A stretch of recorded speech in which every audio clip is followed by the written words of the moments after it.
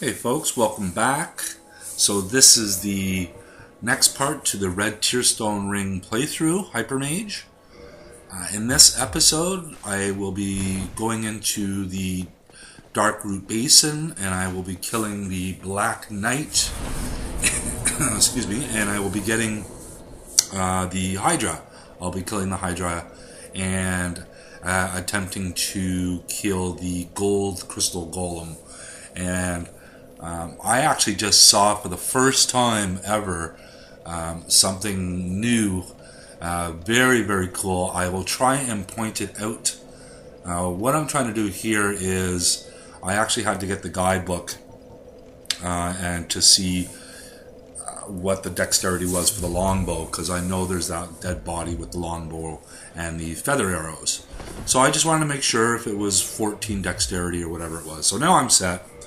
Realize that I don't have any arrows, so I'll just pick some up at the blacksmith, no problem.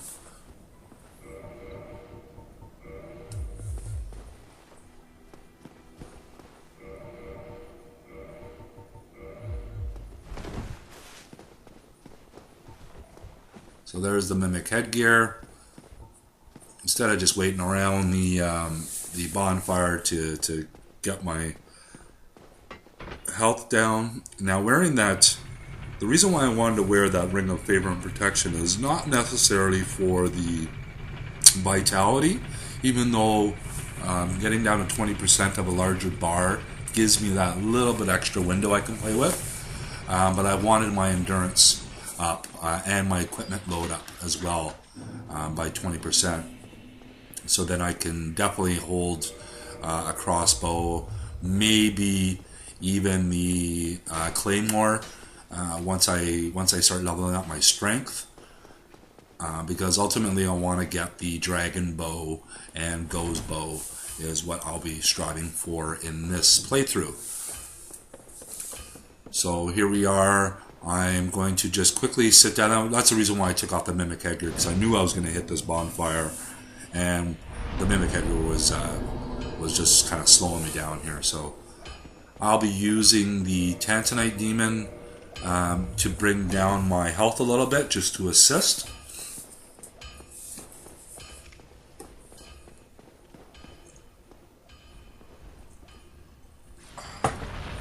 Excuse me, I had to take a drink there.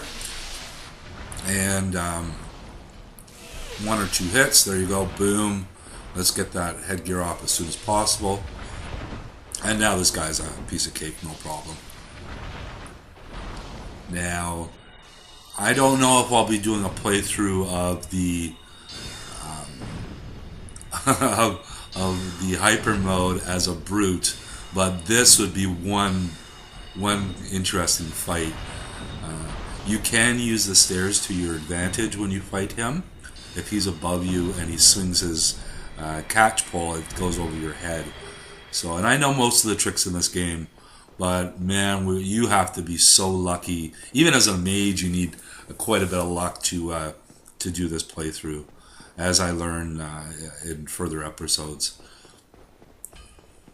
So just going back now, realizing I got a nice healthy set of souls, I can buy a bunch of arrows. Why not learn the gesture?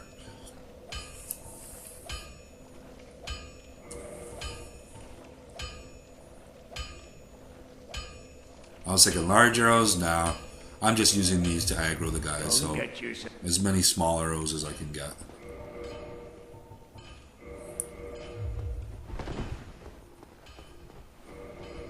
Now I do understand that my strength is still at 9 and I'm going to need it at 10. But I'm figuring a couple of trees, definitely after I kill the Black Knight and hit that bonfire there, I'll have enough to get my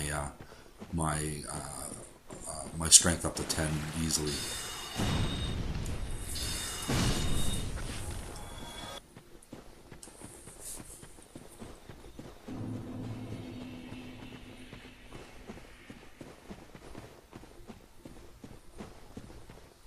I usually like taking that little shortcut off the cliff there, where you drop down, but you have to think about those things. You can't do those anymore with such a low health bar.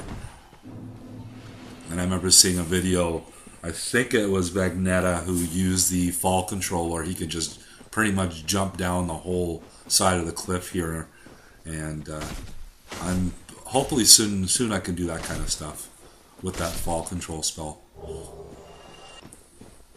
So again, the Crystal Lizards dropped me a Tantanite chunk. I was thinking about it. I'm going to bring my bow up to, I was thinking +5, then doing the catacombs, getting up to fire. But since it's giving me so many chunks, I might as well just get a lightning longbow.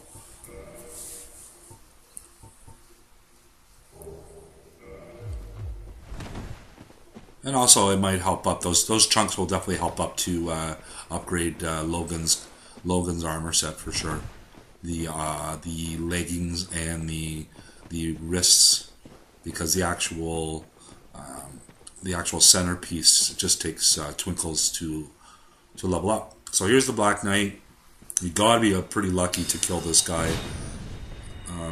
He can pretty much one-shot you at these low soul levels here. So I know my parameters with him. If he does that lunging attack, I'm pretty much screwed. So I kind of luck out here where he just does the poke a couple of times. But right here, I was playing with fire. Watch this one right there. It must have just grazed my belly button. So there's my grass shield. I'm going to hit this bonfire and go for the Hydra. But I definitely need that 10 strength for the Night Shield for that 100% physical defense.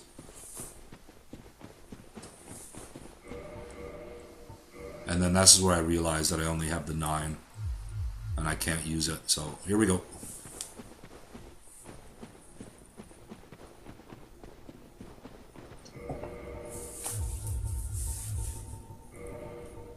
Use up my souls while I'm here.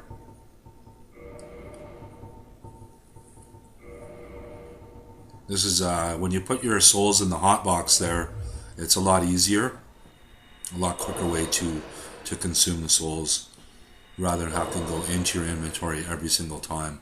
So that's a tip for people who don't know how to do that yet.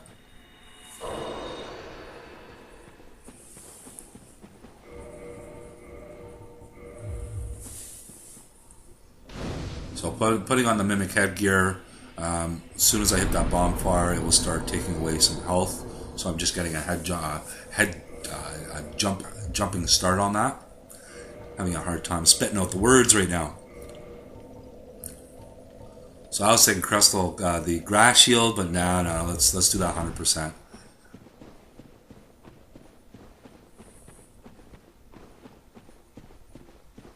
Now what I do is when I don't have a maxed out weapon, I use the water spell from the Hydra to my advantage to kill a couple of crystal golems, if not all the golems, if you know how to do it right.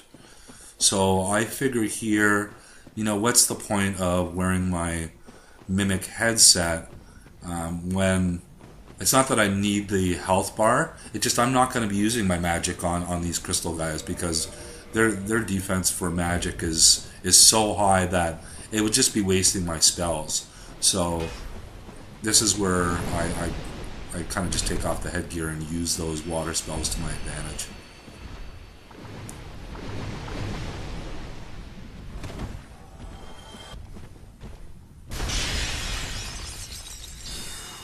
And as you see here, I can't remember what the damage was. It was like probably 20 or something like that, just as much as my little small sword. So sorry I wasn't in hyper form with my sword here, but I knew he was out of range to aggro the Hydra, so I figured I'd just take him with that sword, make it quicker. So I'm trying to get my roll right. There we go.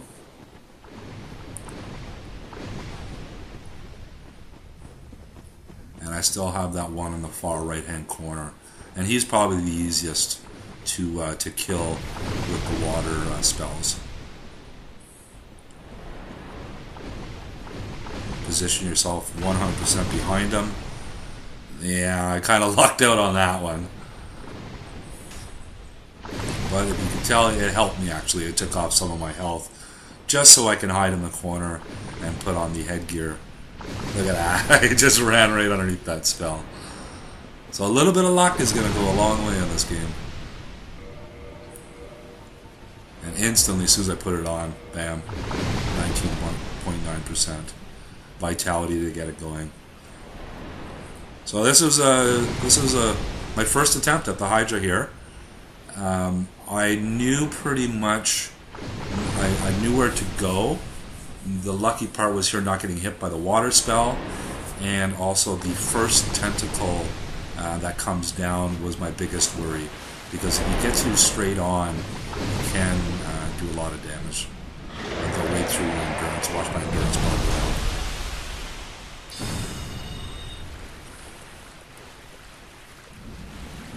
So if my endurance bar goes down to 0, then it takes away from my vitality. So that's what I didn't want to happen. Now that I got the first tentacle out of the way, I knew I was pretty safe, so I could start using my heavier spells. And right now, I know I pretty much have the Hydra, barring any stupid mistakes I do, any surprise water spells that splash down on me. And I'm pretty good with these spells, just free aiming. It takes a little bit of practice if you like mages to do free aiming casts. But the more you try, the better you get at it, right? Just like anything. So that was a nice shot right there. Before he even came down, I started casting my spell. This was the last head. Even though his health bar is not at 0, if you kill all the heads first, it's one or the other. If you kill all the heads first, the creature will die. Okay, so now I'm going to run to the back area where the DLC area is, but you have to quit the game for the gold golem to show up. Now this is where I was saying I've never really noticed this before, but when you watch the gold golem that has dusk inside, I just thought dusk was actually just inside of him, but if you actually look in the top part of his body, he's got this huge crystal sticking out of his shoulder. And if you look closely at that crystal, you'll actually see dusk trapped inside that crystal. And I slowed it down on my own time. But if you guys want to slow it down at that exact point that he gets close to the screen, you'll actually see dusk hidden inside the crystal in his shoulder, which I thought is super cool. And I can't wait to find, I think it's Katarina of Zigmire. I'm wondering if she's also captured in the shoulder of that gold golem in Duke's archives. So I'm going to try that, try and look for that too.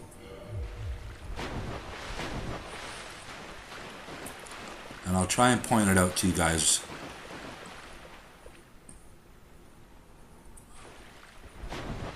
So you see that thing that's hanging off his shoulder, standing up towards the ceiling? Dusk is inside of that. Right about here, right about there, if you slow it down, you'll actually see Dusk and her headpiece. And he got me here, so right there, if you stop it there, you'll actually see Dusk hidden in his shoulder. And just never noticed that before. So I hope you guys enjoyed it. Actually, this was a very good playthrough here on this one. I thought I was going to have more problems with the Hydra than I did.